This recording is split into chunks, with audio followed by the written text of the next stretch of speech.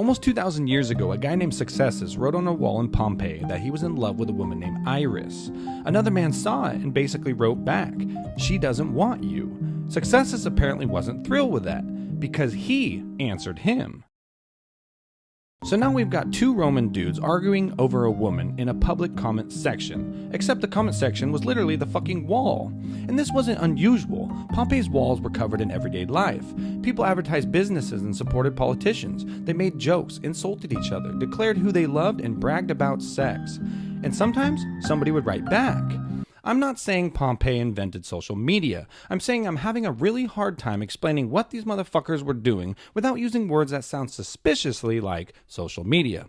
The part that I couldn't figure out was how the fuck they were actually doing this.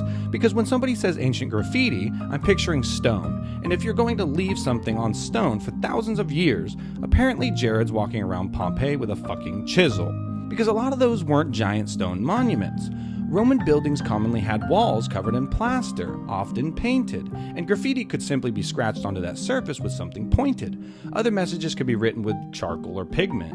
And that changes the picture completely, because we're looking at Pompeii now as an archaeological site where every surviving wall feels important, but it wasn't an archaeological site to them. These were walls inside people's homes and along the streets they walked every day. They showed up in shops, taverns, and hallways, the ordinary places where people lived, worked, and passed through. They weren't writing on history, they were writing on Tuesday. Who do you like?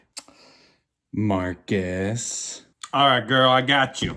Let's put it in the wall. Okay, some of the graffiti is even simpler. Two names, a declaration of love, somebody putting themselves and another person onto the same wall. And I understand that one. About 10 years ago, my wife and I had this spot at the beach that we used to go to. And one day, I climbed up on this huge tree and carved CJ Heart HL. Nobody needed that information. I wasn't leaving a message for the next person who walked by. It was ours. We were there. Years later, I went back. Found the same tree, looked up. It was on the fucking tree still. The tree had grown around it. The carving had changed, but you could still see it. And seeing it mattered to me. Which is fucking strange when you really think about it. Nothing about our relationship is stored in that tree. If somebody cut it down tomorrow, my marriage wouldn't disappear. But I'd still give a fuck. Because for whatever reason, humans seem to like taking moments that only exist in time and giving them a place to live. But that explanation starts getting harder when the wall isn't ordinary. At Karnak in Egypt, people also left graffiti on temple surfaces.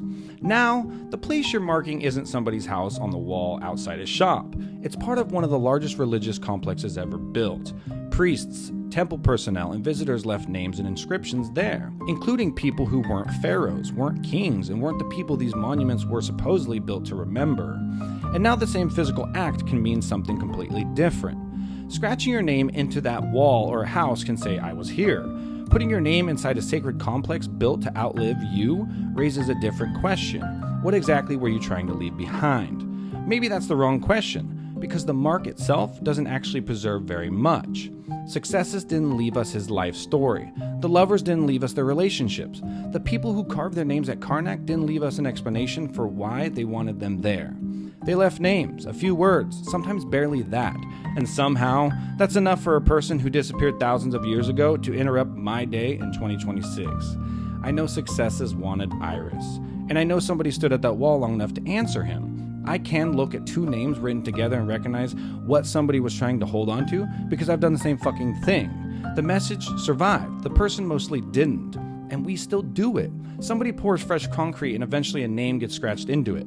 People carve initials into trees. Bathroom stalls collect jokes, phone numbers, insults, and conversation between complete strangers. Give us a surface and apparently somebody is eventually going to put themselves on it. We just don't need the surface anymore. Now I can write something from my couch, attach my name to it, and leave it somewhere millions of people can see.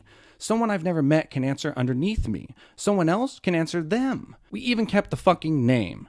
Facebook called it a wall, except ours was metaphorical. These motherfuckers actually needed a wall. And maybe 2,000 years from now, somebody will find what we left behind and try to figure out what all of this meant.